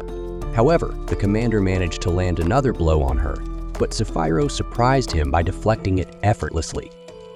She then used the roots as a protective barrier and successfully retreated to higher ground. Exhausted from the fight, she nearly lost her balance and fell. Realizing the gravity of the situation, Sephiroth knew she needed to tap into her true power. She began to recite ancient rituals, but before she could finish, a treacherous arrow struck her directly, causing her to plummet from the height. The soldiers and the commander quickly surrounded her once again, taking advantage of her weakened state. By the next morning, the humans had completely taken control of the area, torturing and burning the orcs one by one. Later, the commander descended into the dungeon where Sephiroth was held, curious to see if she was still alive. The guard informed him that demons are resilient and that while Sephiroth was indeed alive, he could kill her immediately if the commander wished. Defiant despite her dire situation, Sephiroth warned them not to underestimate her and called the commander a fool for thinking he could kill her so easily. The commander then reminded her that they had met before, recalling a scene where she had shown him respect while he was on horseback. Sephiroth regretted not killing him then, knowing it could have saved her from her current humiliating situation. As Sephiroth realized the commander's plan to lure Ike and the entire 7th Legion into a trap to rescue her, she became furious and demanded to be killed immediately, unable to bear the humiliation any longer. However, the commander left her alive, ensuring her safety until the day of the mission. Sephiroth was deeply saddened by her predicament and silently apologized to Ike in her thoughts. Meanwhile, Ike continued his journey with his army. As they camped along the way, Ike tried to devise a solid plan to defeat the enemy. The next morning, they resumed their march toward their destination, and the scene shifted to Ike and Lilith discussing their strategy. The dwarf Gunther reported that the demons and humans were learning to fight in harmony, despite the short training period, and that their experimental weapons were ready.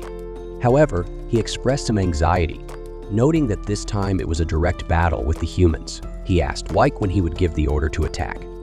Ike responded that the situation was still dire and that he had sent Jiren on a reconnaissance mission early that morning. They would hold a meeting once his report arrived. The scene then shifted to Jiren and 2 soldiers as they scouted the enemy's condition and examined the castle walls. They noticed something unusual. Lilith, eager to end the war and drain the life force of the losers, grew impatient. When Jiren returned to Ike, he appeared very upset. Ike immediately asked him about the situation in Alesta, and they all went there to investigate. To their horror, they found Sephiroth's clothes hanging from a rope, as if she had been hanged. Gunther, deeply concerned, asked what they would do now. Ike, with a sudden realization, replied Gunther that Sephiroth is still alive. They rushed here, trusting the words of the Demon Lord, but I feared we might find Sephiroth already dead. Gunther understood. But he also pointed out that the scarecrow could be a trick to make them believe she was alive when she might already be dead. Ike reasoned that it wasn't easy to gather enough supplies to feed 5,000 soldiers, so the enemy would want to end this quickly. Ike then asked Jaren about the enemy general's name, and Jaren informed him that it was Rudel, commander of the Red Dragon Division. Ike mentioned that he had heard Rudel was very talented and capable of wiping them out along with the other battalions, but he believed Rudel wouldn't kill Sapphiro when he could use her as bait. Although they didn't know her current condition, Ike speculated that Sapphiro could be so severely injured that she was unable to move. This meant they still had to attack, even knowing it was a trap. Time was of the essence. Ike then outlined the strategy he planned to present in the meeting, asking for Gunther's help, as well as that of Lilith and Jaren. Together, they resolved to launch their attack at dawn. Thanks for watching my recaps.